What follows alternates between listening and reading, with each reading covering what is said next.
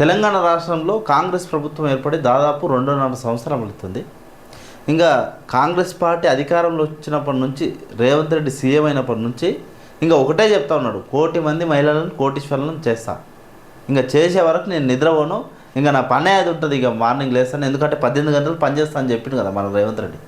ఒకసారి నిన్న ఈనాడు పత్రికలు వచ్చింది, ఇవాళ నిన్న మీటింగ్లో ఏం మాట్లాడిండు ఏందనేది కొన్ని హెడ్లైన్స్ మాట్లాడిన తర్వాత 1 కోటి మందిని కోటీశ్వరులు చేస్తాన్నారు కదా రేవంత్ రెడ్డి.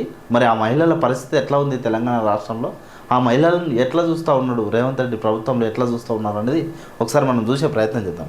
ఇంకా నిన్న ఈనాడు పత్రికలో అతివల చేతిలోనే ప్రగతి అంట, 1 కోటి మంది మహిళలను కోటీశ్వరులను చేసే వరకు విశ్రమించను, దాదాపు 2.5 సంవత్సరాలు అయింది, ఎంతమందిని కోటీశ్వరులను చేసినావు అంటే ఇప్పటికే దాదాపు 2.5 years అయిపోయింది, నీకున్న పదవి కాలమే 5 ఏళ్ళు. ఏం చేసినావు, ఎంతమందిని కోటీశ్వరులను చేసినావు?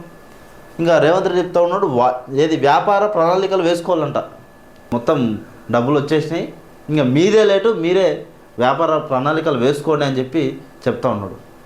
రేవంత్ రెడ్డికి ఉన్నదే ఇంకా 2.5 years, ఇంకో 6 నెలలు అయితే మళ్ళీ ఎలక్షన్ మూడ్కి వెళ్ళిపోతారు. మళ్ళీ ఇప్పటికే ఆల్రెడీ నన్ను తీసేస్తారేమో అని చెప్పి రేవంత్ రెడ్డి తాతాలు ఆడిపోతున్నాడు, నా కుర్చీని దక్కించుకోలే, ఎందుకంటే కర్ణాటకలో జరిగింది కదా ప్రక్షాళన, ఇక్కడ కూడా అదే జరుగుతుందని చెప్పి సార్ భయపడుతున్నారు వాస్తవంగా. ఎందుకంటే సోషల్ మీడియాలో ఇంకా చాలామంది కాంగ్రెస్ పార్టీకి సంబంధించిన కార్యకర్తలు కూడా ఇదే మాట్లాడుకుంటున్నారు.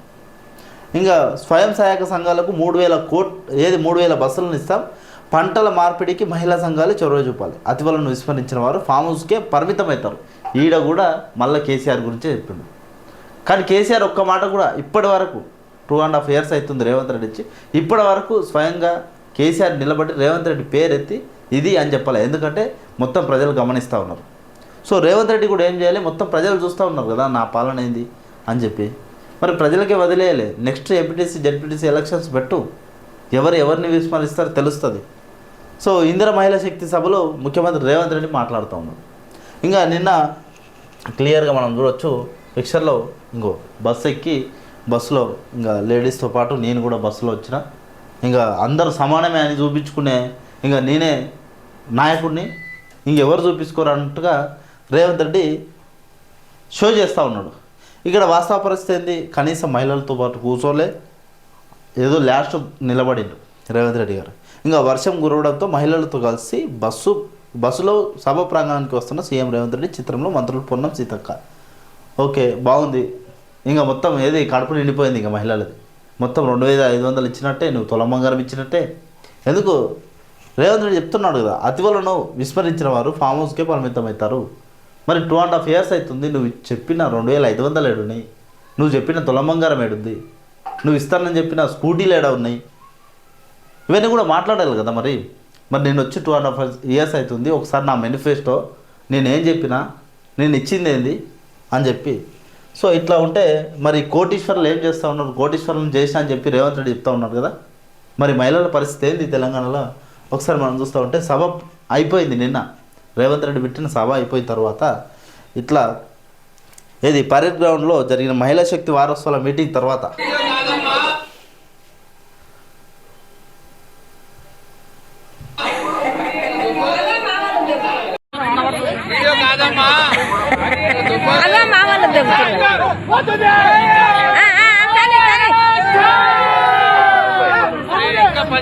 అరే పట్టణమా ఈయన కూర్చున్నారు మరి నానమా మాక పట్టువా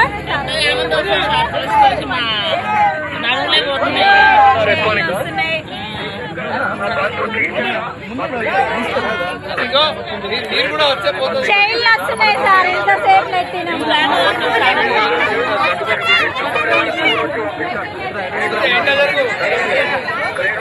చాలా సార్లు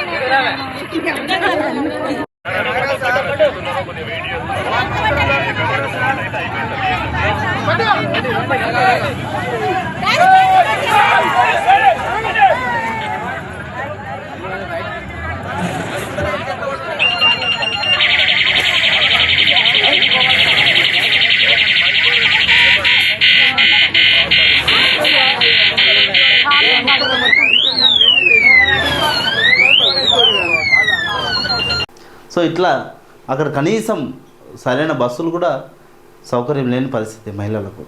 మళ్ళీ ఈయన చెప్తాడు 1,000,000 మందిని కోటీశ్వరులను చేస్తా అని చెప్పి.